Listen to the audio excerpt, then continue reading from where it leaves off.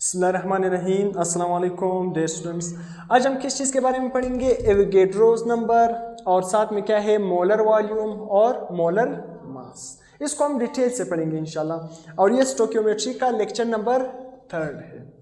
कभी आपने सोचा है ना कि इस दुनिया में साइंटिस्ट जो केमिस्ट होते हैं, स्पेशली केमिस्ट जो केमिस्ट्री पढ़ते हैं ना, वो एटम को किस तरह काउंट करते हैं? हालांकि हम तो अपनी आंखों से एटम को देख भी नहीं सकते हैं ना।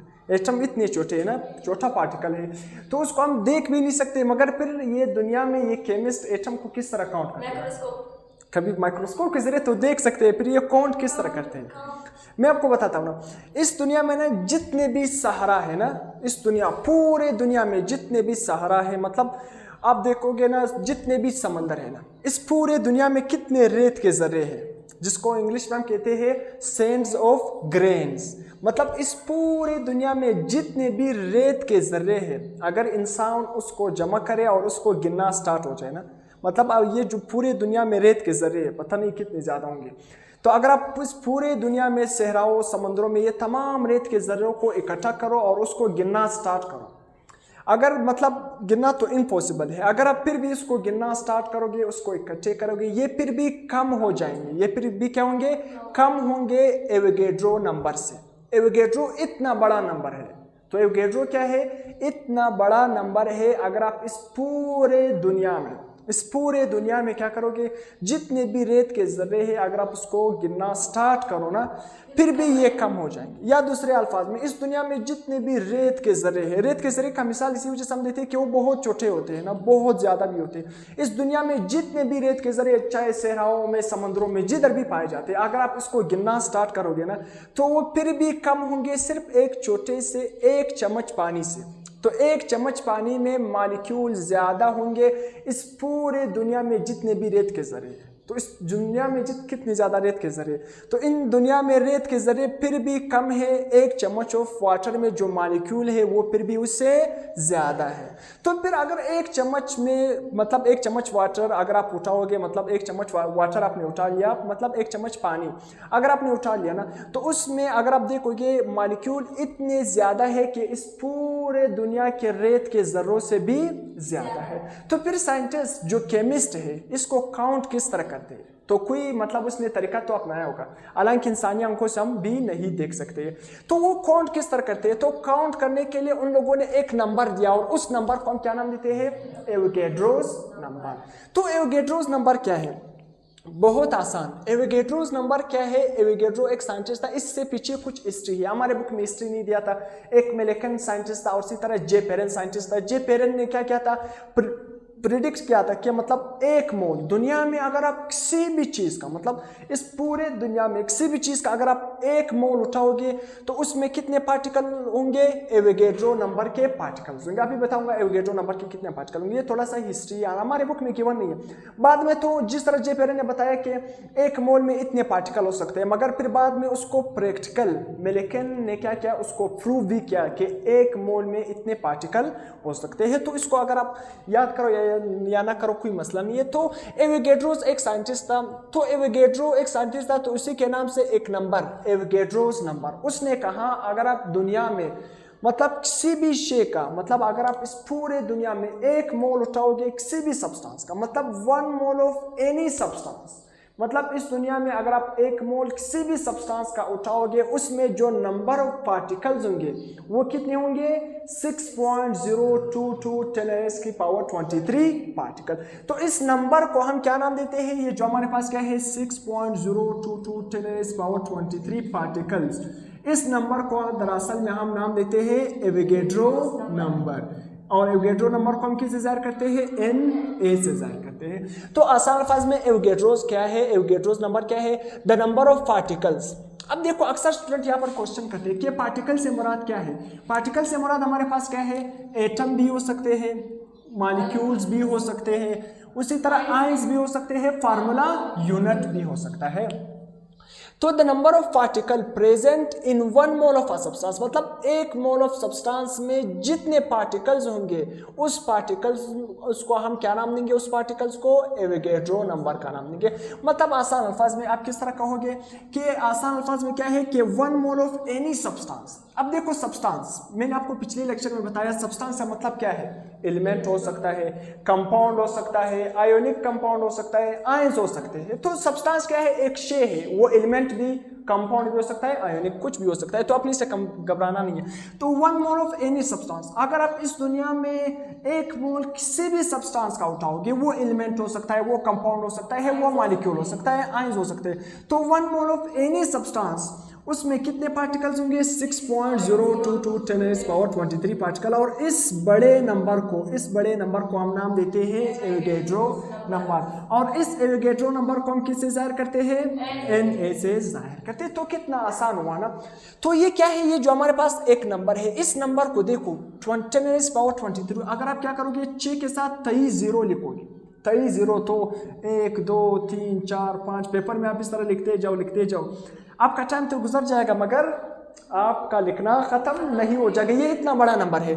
तो देखो ये इंसानी ज़हन क्या है, इसको काउंट नहीं कर सकते। हालांकि कैलकुलेटर भी आपको क्या देगा, आउट ऑफ रेंज। क्या देगा, आउट ऑफ रेंज। वो भी कहेगा ये मेरी रेंज की बात नहीं है, ये इतना बड़ा नंबर मुझे नहीं दो, ये इतना बड़ा नंबर है। तो इसी वजह से ये जो बड़ा नंबर है हमारे पास, ये हम इसको काउंट नहीं कर सकते। इसी वजह से इस एवोगैड्रो नंबर को हम क्या कहते हैं कि ये क्या है, एक किस्म का ह्यूज नंबर है। क्या है, ह्यूज, बहुत बड़ा नंबर है, बहुत ह्यूज नंबर है।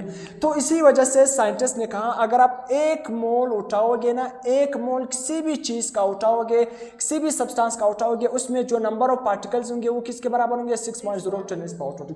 तो हमारे लिए काम आसान। अगर हम 1 मोल पानी का उठाएंगे, 1 मोल हाइड्रोजन का उठाएंगे, 1 मोल ऑक्सीजन का उठाएंगे, दुनिया में 1 मोल किसी भी चीज़ का उठाएंगे, तो हमारे ज़हन में डायरेक्ट आएगा कि 1 मोल में कितने पार्टिकल्स होते हैं, 6.010⁻23।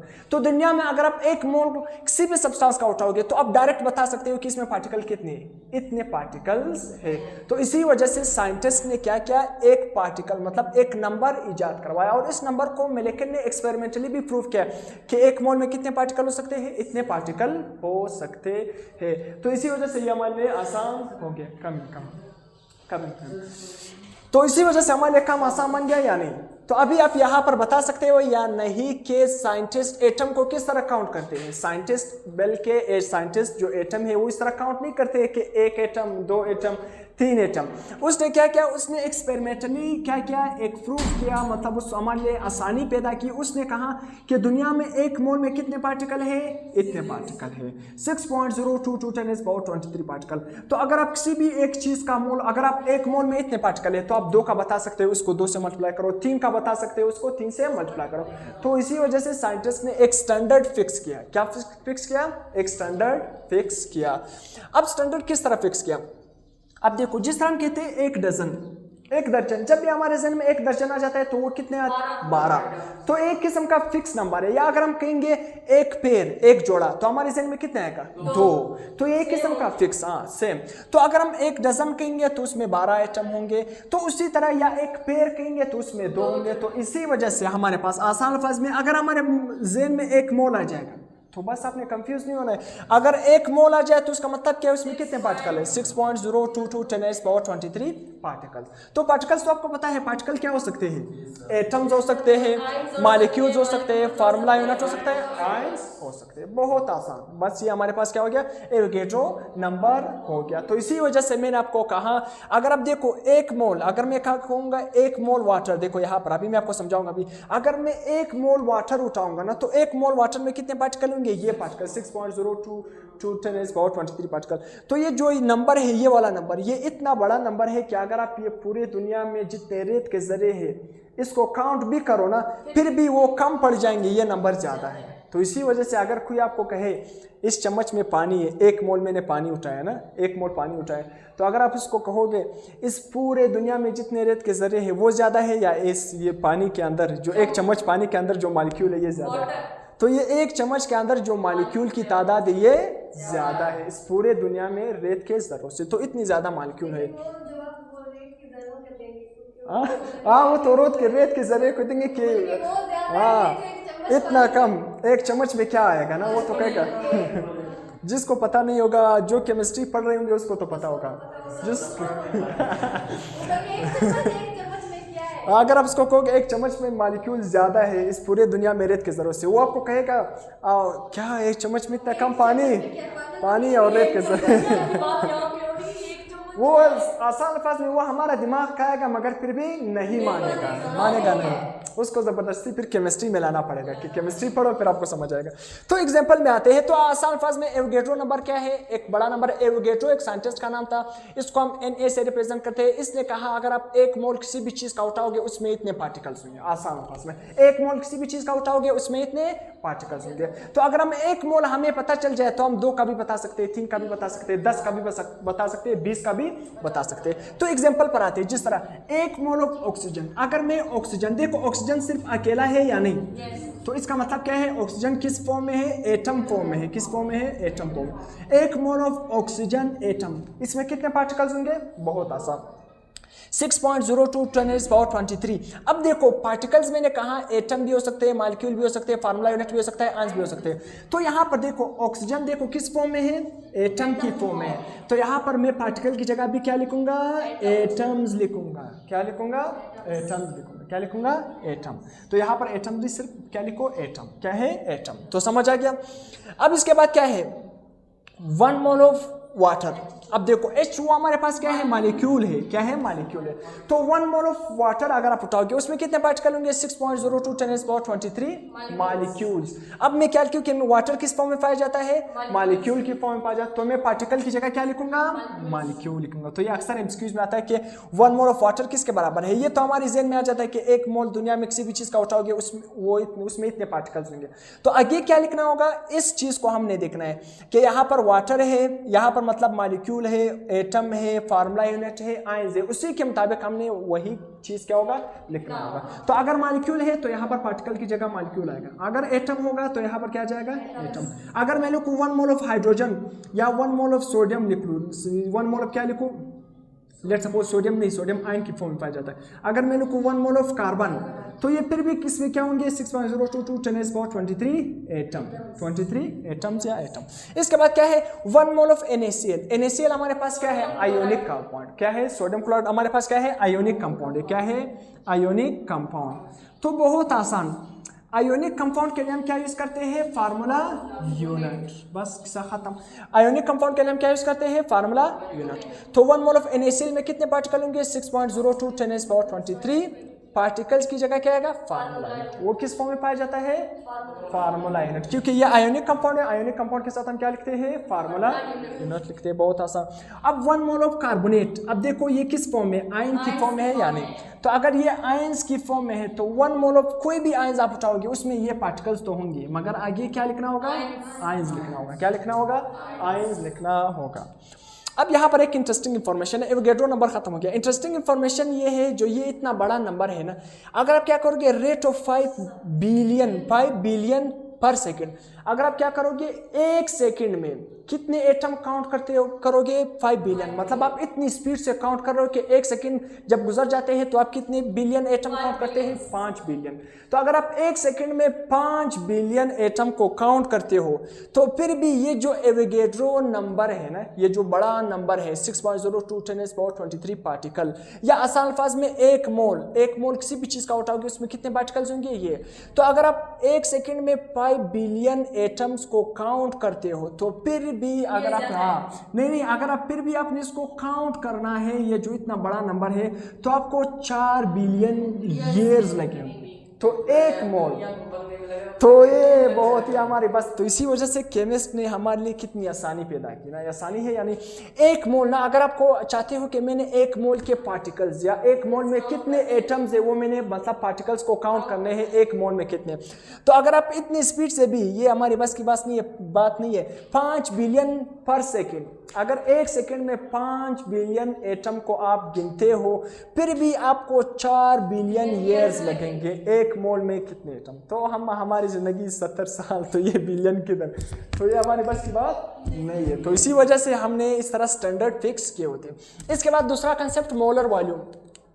मोलर वॉल्यूम हमारे पास क्या है, बहुत आसान, the volume of 1 mole of an ideal gas. आसान अल्फाज में अगर आप 1 मोल उठाओगे किसका, आइडियल गैस का।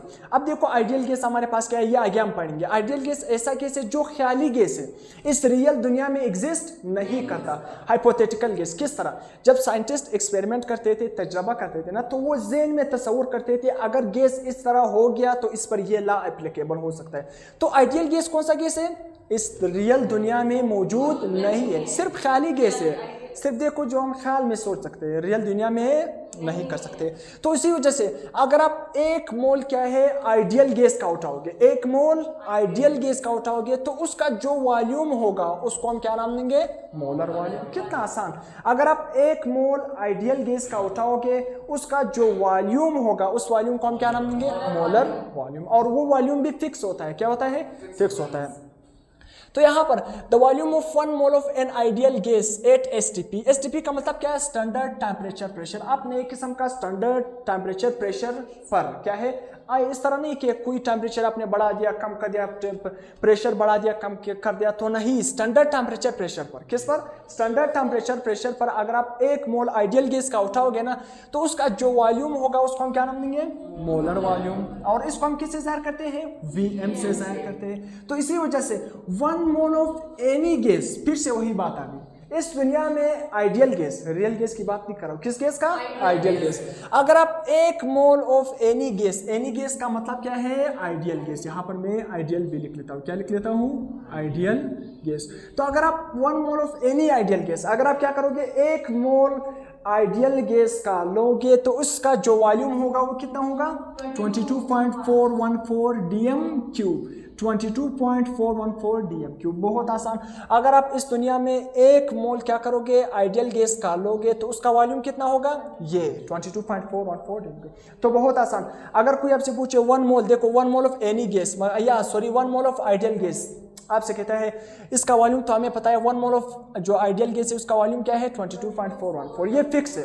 अगर कोई आपसे पूछे 2 मोल ऑफ आइडियल गैस मैंने उठा लिया, उसका वॉल्यूम क्या होगा, सिंपल, इसको 2 से मल्टीप्लाई करो तो हमें पता चल जाए, जब हमें एक मतलब यूनिट का पता चल जाए ना कि 1 मोल ऑफ आइडियल गैस का जो वॉल्यूम है वो इतना है, तो 10 का हम खुद फाइंड सकते हैं, 5 का भी खुद फाइंड कर सकते हैं, 20 का भी हम आसानी से फाइंड कर सकते हैं।